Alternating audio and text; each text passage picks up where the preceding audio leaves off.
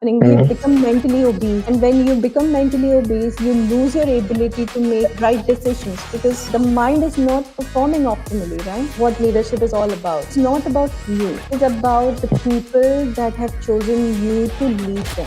I think it needs a tremendous amount of courage, clarity, conviction to go for something you really wanted. AI CMO can create 100 ads in 1 minute, wherein a creative person, given all his ability and skill set, The average humans will do the job because the repetitive work, whatever can be done through AI, will be taken care of. Like, so we don't need humans for that. So what do humans do? What are you optimizing for? Are you optimizing for money? Are you optimizing for value? Are you optimizing for culture? Are you optimizing for service that you provide? Never settle for something less. If you think that you can do more, just go for it. And I hope it gives some kind of perspective. It gives some kind of hard questions to your listeners to go and think about.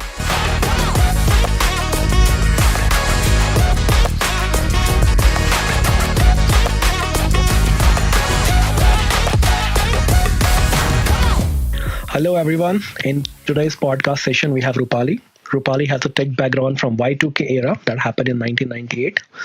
Even though she finished her education in tech, Rupali always found herself in spaces that were non-tech and people-oriented spaces. She enjoyed working in the space of event management. She worked as an RG and then also did her MBA from the Mumbai University. Post-marriage, she moved to the UK, became the mother of two, and then faced the midlife crisis. That's when she decided to step into the world of coaching. We will know about her journey in tech and in leadership from herself itself. Hello, Rupali. Welcome to the podcast, and thank you for your time. How are you? Thank you, Keshav. No, thank you for that warm welcome. I'm good. And I'm very excited to be here and have the conversation. That's the hot topic everywhere today. So yeah, looking forward to it. Yes. Great. So, Rupali, I would just, as I said, like you had such a wide range of experiences in multiple spaces. Why don't you just make us,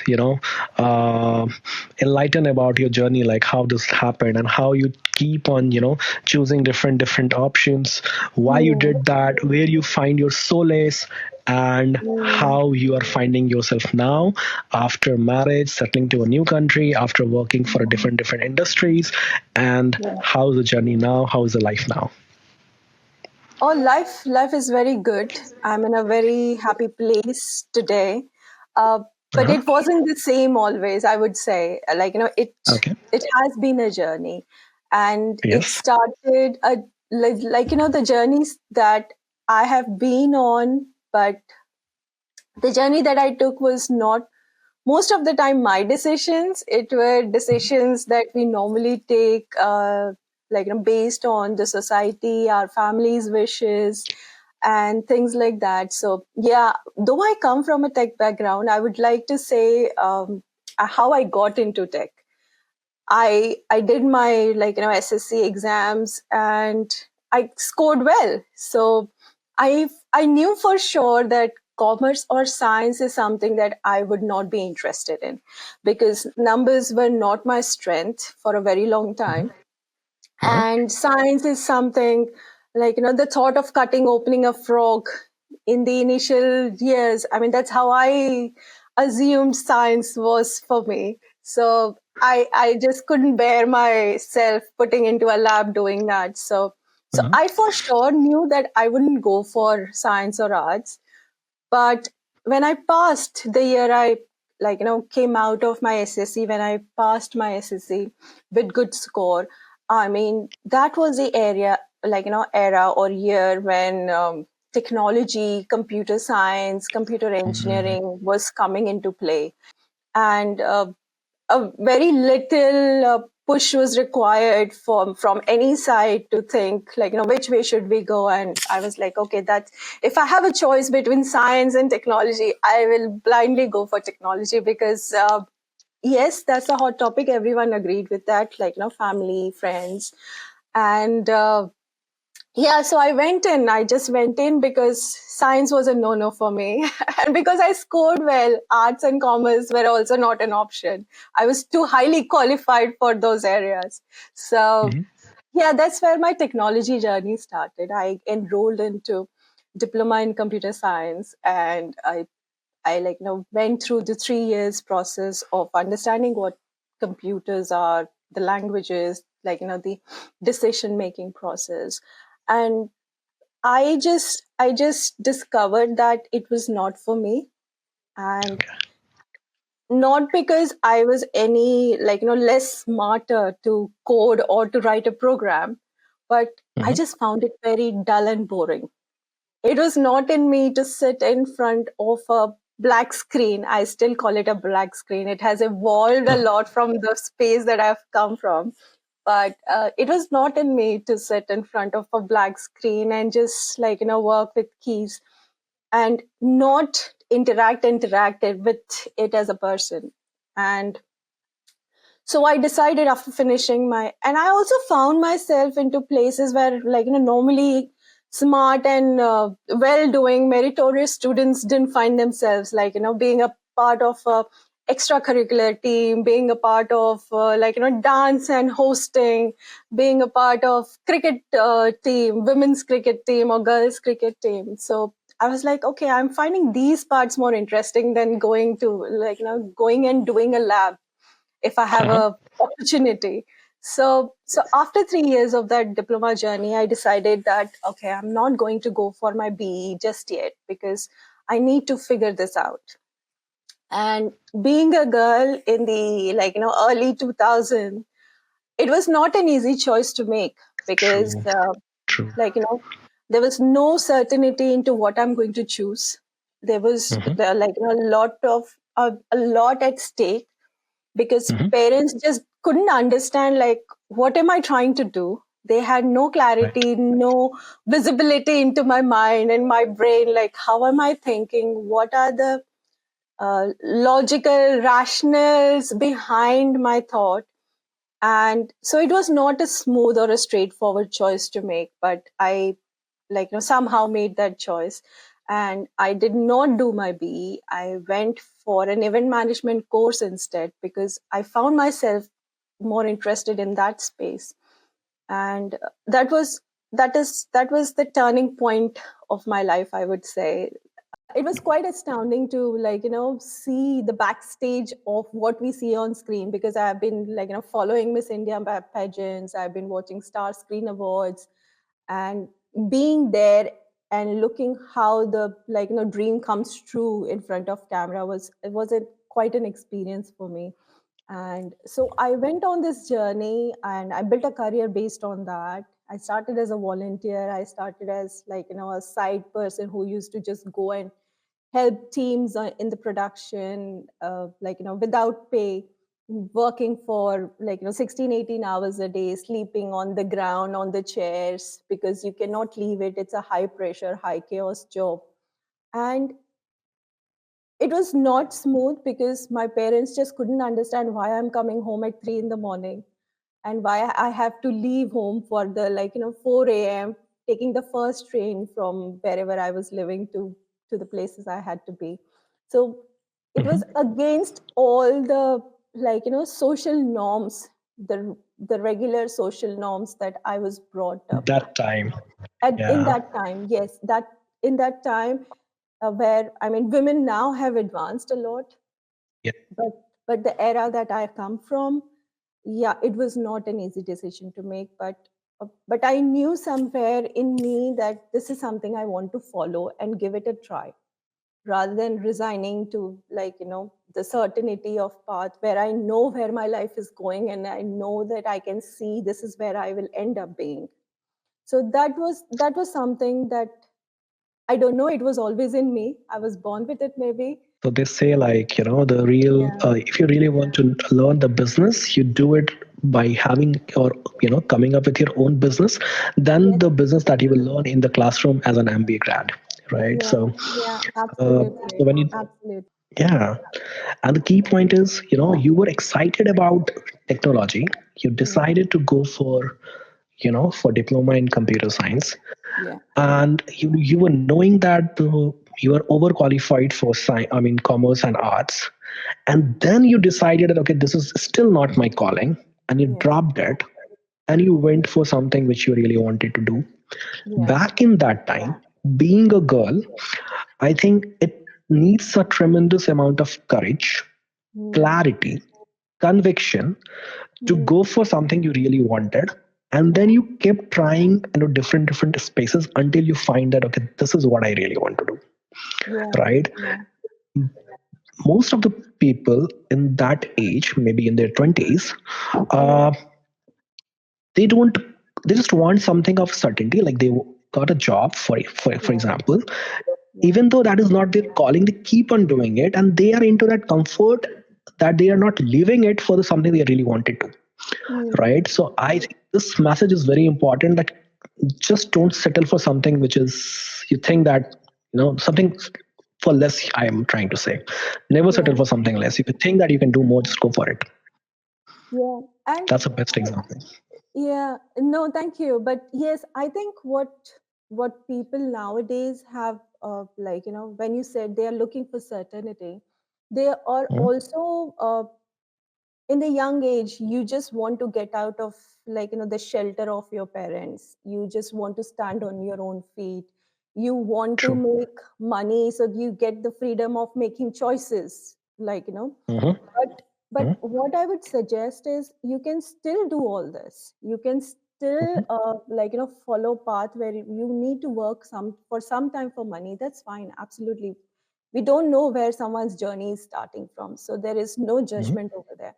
But when you say follow your calling, and it does not have to be like, a big deal, like I decided to not do my BE and just get into something like event management, where family Hmm. didn't support me, or like, it was a very hard choice to make. Like, starting from those places, not giving up, believing that what you are looking for, uh, is going to add value, and staying with that conviction, as you said, it doesn't have to be drastic. You do not have to be, like, leaving your house comfort and say, I'm going to go and start a business. It does not have to be radically, like, so risky. There. You Yeah. can take small steps to make sure that the thought, the idea that you want to, like, walk on, can Mm. be can be validated. Like, in today's world, Mhm. when you want to start up something, you have this product consumer validation. So you can validate this at your end as well, whether this calling, whether this pull, whether this, like, thought of you don't belong here, you belong somewhere else, is even true, or is this just like, Mhm. social media fed, frenzy that you have picked up. So there are so many ways of validating this, but yes, if you have that nudge, do give it a go. That's what I would say. Great point over there. Mm. Exactly.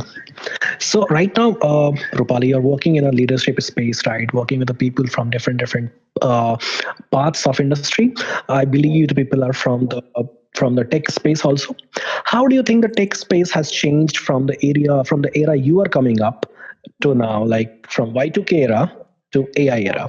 How the tech space has changed and You make adapted? me sound so old now. No, it has, what I am seeing, and what even though I did not build my career on tech, I have always been a consumer of tech, and I have always been, like, interested in knowing how things work. I think my curiosity in understanding how things work has taken me to different places. The question in my mind was, since you're working with the leadership, right? I just wanted to know the Mm. psychology of the people and the psychology of the tech, the changes in the trend in the tech space. How is it impacting the psychology of the people? Yeah, very The good adaptation of question. tech. Yeah, the adaptation of tech that is happening up in the mind of the Mm. people, because it's so rapidly evolving and changing, Yeah. and people are, I think, finding themselves lost, Yes. finding themselves that they're not keeping up with the trend, finding Yeah. themselves that, okay, there's a lot of lack in themselves, which actually Mm. not, Mm. because there are so many techs are going on. uh, Yeah.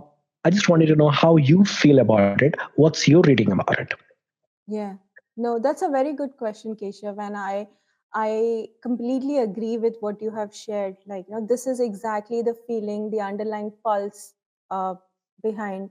so many people out there who are in this field of technology. For if I had to share my point of view, uh, the speed at which the technology is changing. I was having a conversation with someone a couple of days back, and we were talking about the era where updates used to come in CD, and we used to then put it on our computers, update the software. That used to take a couple of days to understand what is the latest update about, and then prepare the team, put it to test, and how we're going to use it, and how do we optimize that update for our use. And from that place of update to an update wherein I log into ChatGPT in the morning and I log into a ChatGPT session in the afternoon, a lot has already changed. Changed. So coming from that speed to this speed, the way human mind works is it works on past patterns.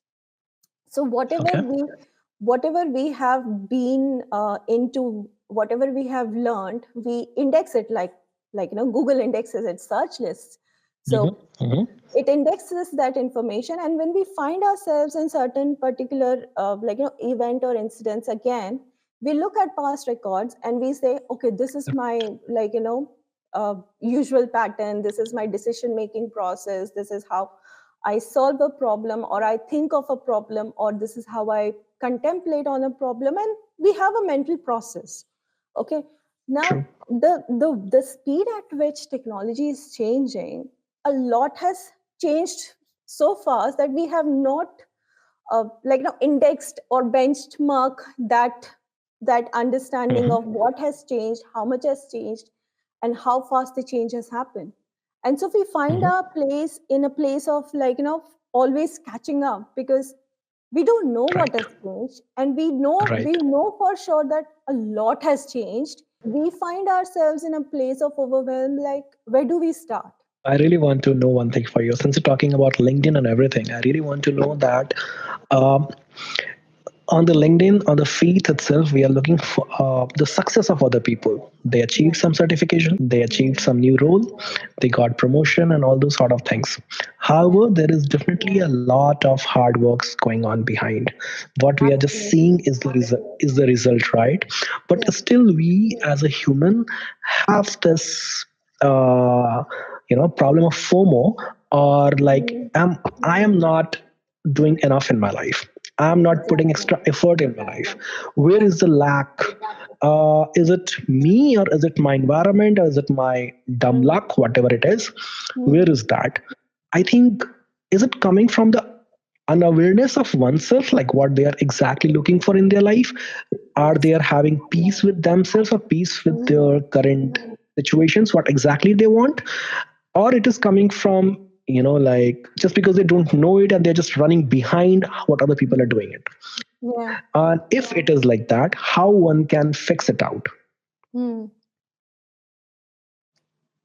This is a very interesting question, and I would say there's nothing broken, so we don't need to fix anything. So when you say that we look at the success stories on LinkedIn, or we look at these success stories on any social media feed that we consume, we are only looking if a movie is made for 3 hours, the teaser or the trailer is only 30 seconds, right? Right, And that right. 30 seconds will decide whether you're interested or you're not interested in going to spend 3 hours of that movie. So True. let's start from that place. If you think this stream, this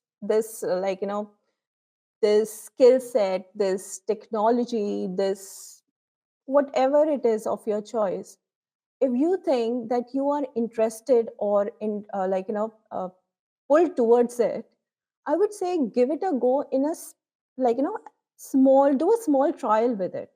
If I am today trying to understand how AI works, if I don't understand how AI works and how agentic AI works, which is the new thing nowadays, now, and if I don't understand how does that fit into my life and my career, I'm just jumping again on a bandwagon of new thing, the new thing syndrome. Oh, this looks interesting, I need to do this to keep relevant. that looks interesting. I need to learn that to keep relevant. But relevance in what term is the question we need to ask. That's a very good point.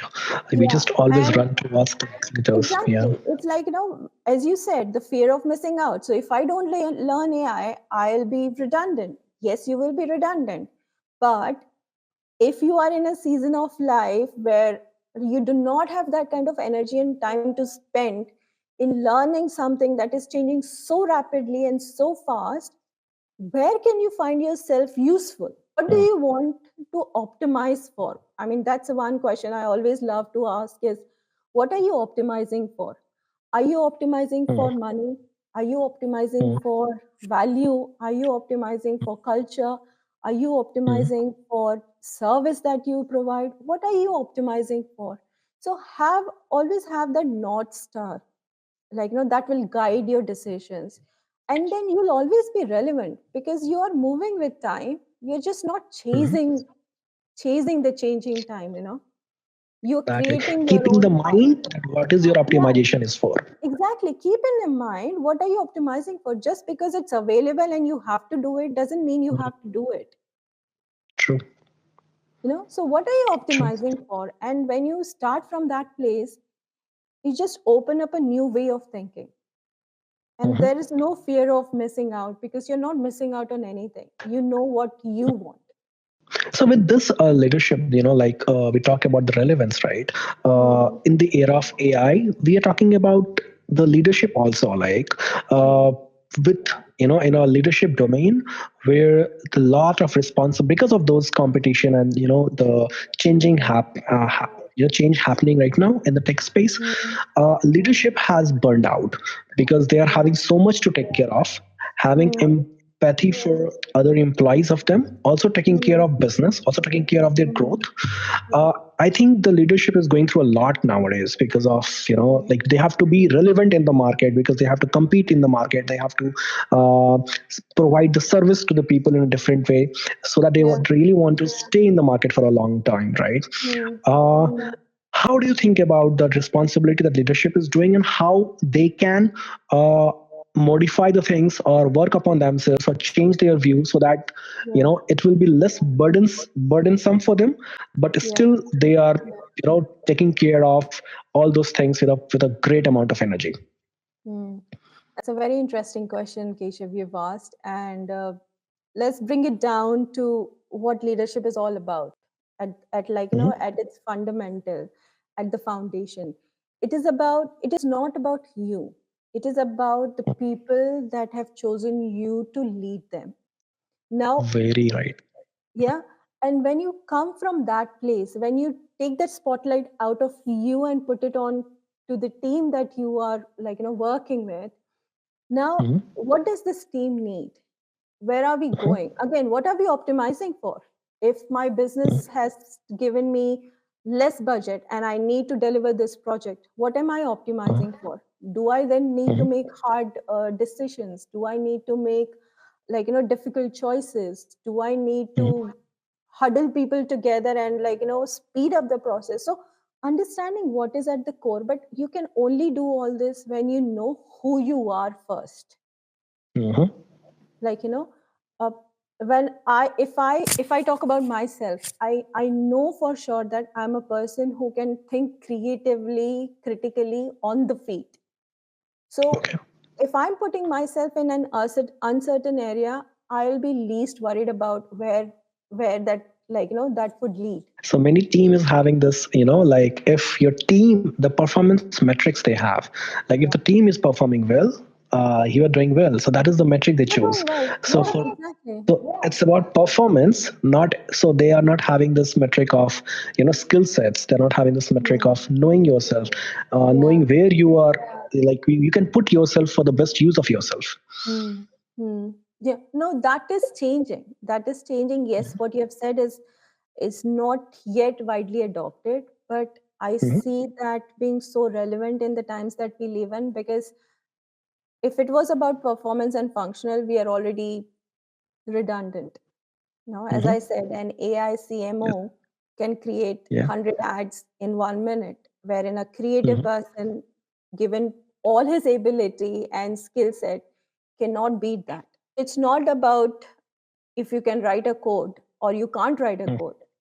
How can you convey, like, what are the ways this code can be cracked? What is that thought process? What is that line of thinking you bring into the table? Bring into the team? And leadership is again all about that. If I know what kind of person I am, I can, like, then ground myself in those areas and then find help from people who can fill in my gaps. Right. You know? Right. And it does not And then have to make be, the entire team going and the product going. Yeah. Exactly. It's not about, like, me holding that space at the mantle anymore. It's not about that. It's about, like, bringing down, breaking all the mantles possible and standing in amidst the team and saying, who can lead us now? So can we say that this leadership, the way, the style that we're talking about, which is long gone, is part of leadership from the industrial revolution time, and now we're into digital revolution, right? So where do you see that journey of leadership from industrial revolution to the digital revolution?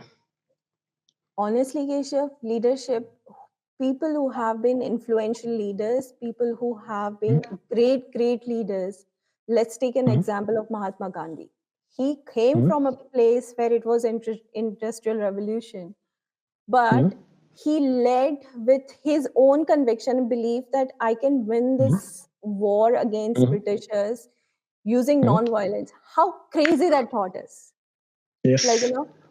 how crazy that thought is, fighting against people who have come armed and armored into your country and taking away everything that you have created for your own families and, like, disrupting the way you live and work. Controlling you. Controlling you, coming from that place to saying, I believe in this, we can deliver this, let's do that. So that, conviction, that belief, that influence only comes when you know who you are. Correct? Because now it's in your hand. If you say you like it, then I'm liked.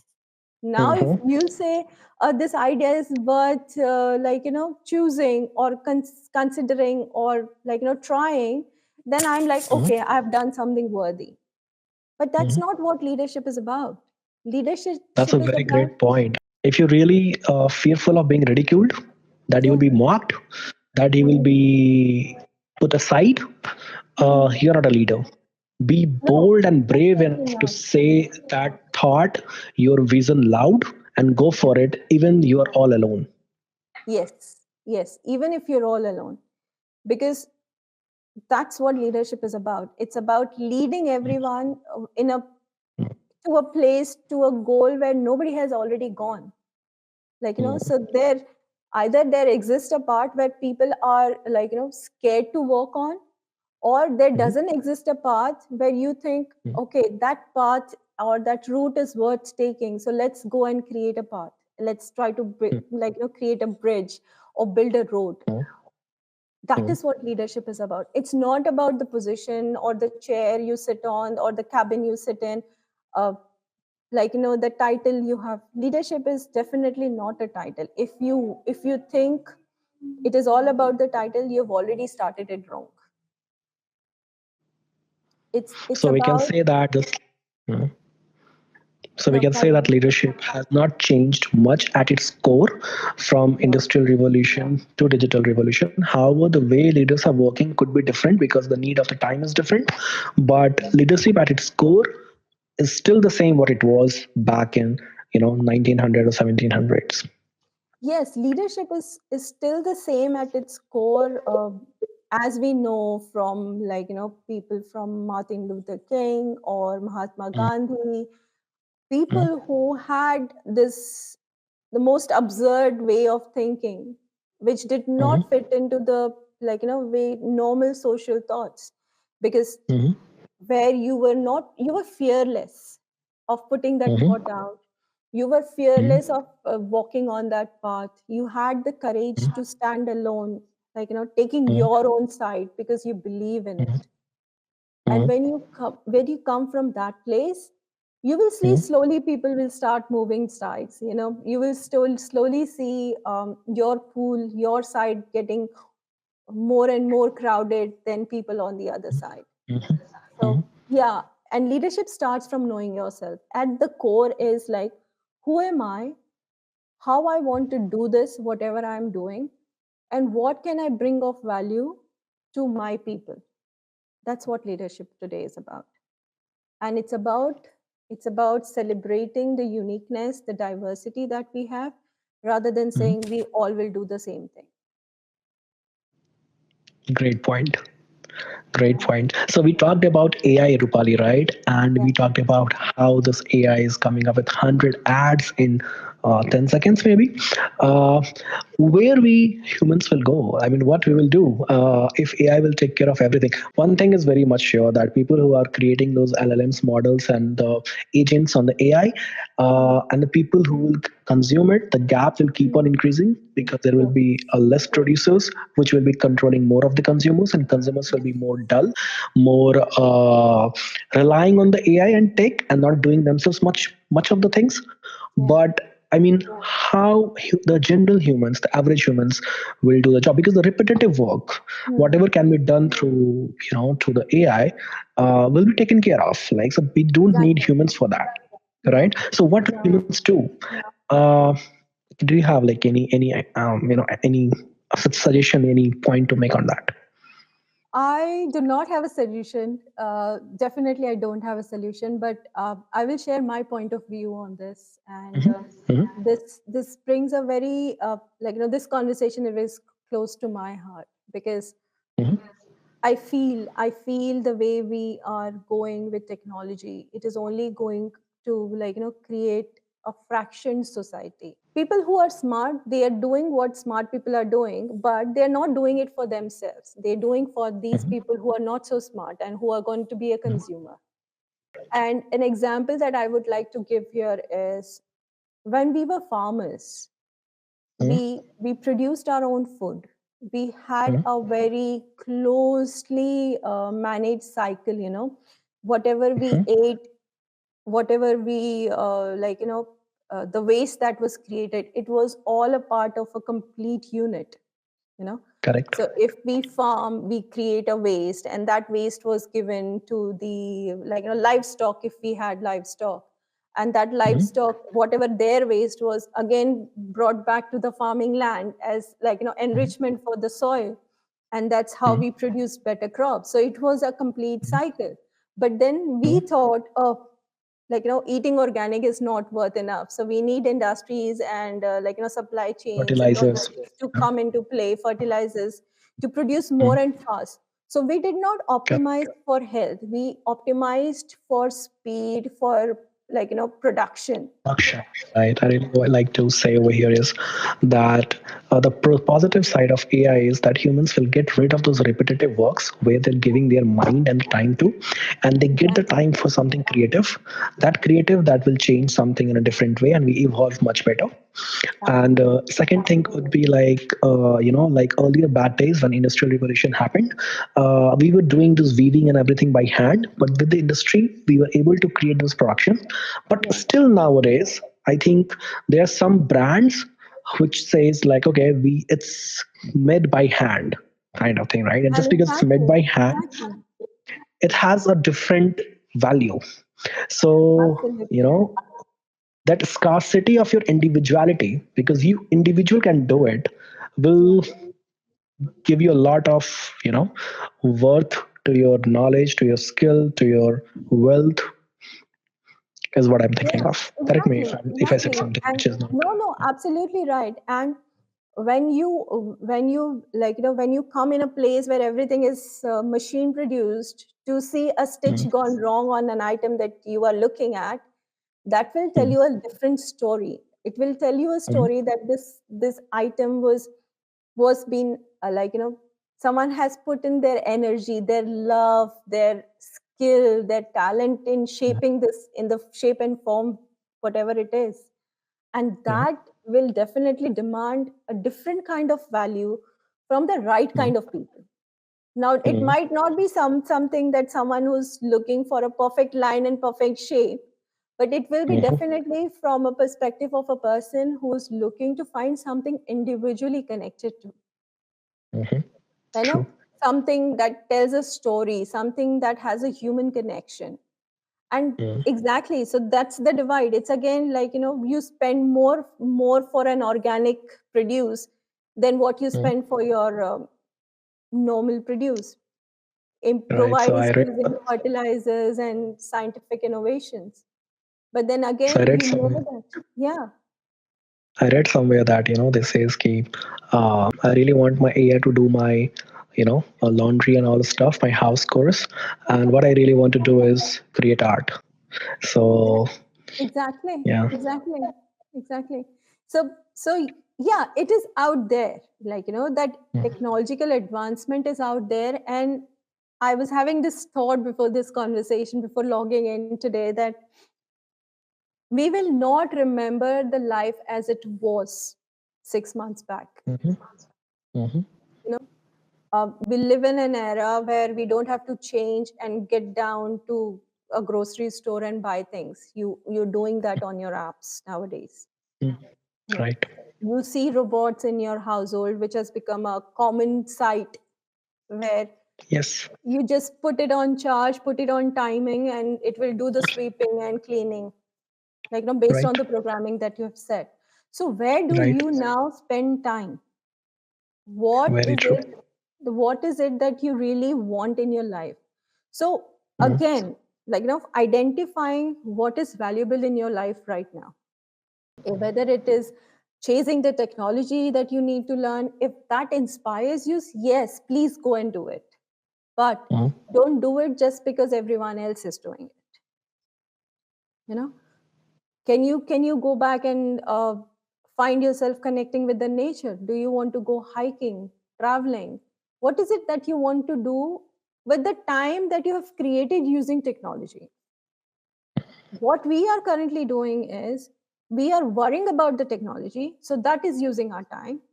We are then thinking, oh, I need to learn this technology, so we are spending time on learning technology, and then we are then finding ourselves like, playing catch up, so we are already losing time. So we find ourselves in a place where it's only 24 hours a day that everyone's got, but where is that 24-hour going? I don't have time is the common answer I get from everyone. Like, right from the leaders to the lowest team member in the team. I don't have time. Why? Because we don't know where it is going. And most of us is going in non-productive things. Very true. Yeah. So if you start thinking of where exactly my time is going, and most of it is going in being worried, which is then draining all your energy, and then you find yourself got no energy, overwhelmed to pick and do anything else. And this cycle is like, on repeat, automatic cycle, because we are not thinking of like, how am I feeling and why am I feeling this way? So there is no intervention happening in our day-to-day basis. And we find ourselves like, okay, 3 months down the line, technology has improved so much because the computer is not stopping, it's not sleeping, it is improving itself. But you have not done anything, you've not produced anything, you have not lived anything. So you've lost that time. So of course you will find yourself playing catch up. And it will never be enough. Never ever be enough. I think it's a very good point because now people have no other choice than to know where their time is going and what to do with this time, because the job, the redundant job that they were doing is gone now or will be gone. And Already. once it is gone, you are like left with just yourself with the plenty of time. Now you decide what do you really want to What to do, do with or you it. kill your time Yeah. as nothing. It's a it's a it's a it's a what do you say, epidemic of non-decisiveness that we are in, because we've got so many, like, we are drowned in information, we don't have knowledge. There's a Very huge true. difference between information and Yes, knowledge.